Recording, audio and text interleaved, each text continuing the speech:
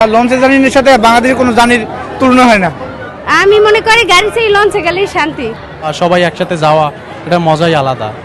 অনেক বছর পুরানো ঐতিহ্য বা এই ঐতিহ্য আমরা ধরে রাখার জন্যই সবসময় লঞ্চে যাতায়াত করে আসতেছি। দেশের বাড়ি যাইতেছি ঈদ করতে, বাপের বাড়ি শ্বশুর বাড়ি।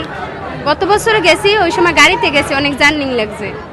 আমি মনে করি গাড়িতে লঞ্চে গেলেই শান্তি। এই যে বসে বসে যাওয়া যাইছে শান্তিতে আরামে। আমি দীর্ঘ 1 বছর পরে যাচ্ছি বাড়িতে। ঈদের আনন্দ, গ্রামের মানুষ, আমরা মানুষ, সেই জন্য আমরা ঈদ একসাথে যাইয়া উদযাপন করি। এটাই আসলে আমাদের কেন্দ্র করে যাওয়া।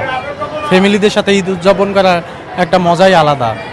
সড়কপথে জানি অনেকের আসলে পছন্দ না, আর অনেকের নদীপথের জার্নিটা অনেক মানে ভালো লাগে, সেই জন্য আমরা নদীপথে জার্নিটাই আসলে করি, বেছে নিছি। সড়কপথে জার্নি আসলে সবার পক্ষে সম্ভব না।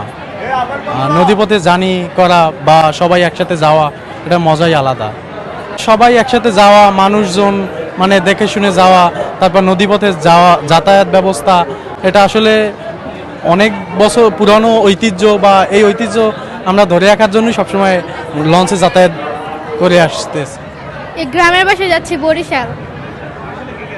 দাদু আছে, কাকা আছে, কাকি আছে, কাকা তো ভাই বোন আছে। লঞ্চে বেশি ভালো লাগে নাকি ট্রেনে নাকি বাসে? লঞ্চে বেশি ভালো লাগে, কেন? কারণ এখানে সবার সাথে একসাথে যাওয়া হয়, তারপরে নদী দেখা, আনন্দ। এই তো 1 বছর পরে বাড়িতে যাচ্ছি। অনুভূতি ভালোই। বাবুকে নিয়ে বাড়িতে যাচ্ছেন, বাবুর এবার প্রথম ঈদ দেশে। কেন যাচ্ছেন?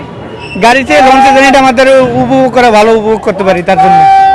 অথচ তো হচ্ছে গাড়ির জার্নি একরকম মজা, আবার লঞ্চে জার্নি একরকম মজা। লঞ্চে জার্নির সাথে বাংলাদেশের কোনো জার্নির তুলনা হয় না। লঞ্চে যাত্রা সবাই মানে নিজের ইচ্ছে মতন যাইতে পারে, ঘুমাইয়া বসিয়া যে যেতে পারে, সব কিছু পাওয়া যায় তার জন্যই। আর প্রতি বছর গ্রামে ঈদ করা হয়, ঈদের লঞ্চে দেওয়া হয়। দেশে যাই, বরিশাল। ঈদ উপলক্ষে বাড়ি যাচ্ছেন, কেমন লাগছে? ভালো লাগছে। লঞ্চে কেন যাচ্ছেন? গাড়ি থেকে কেন?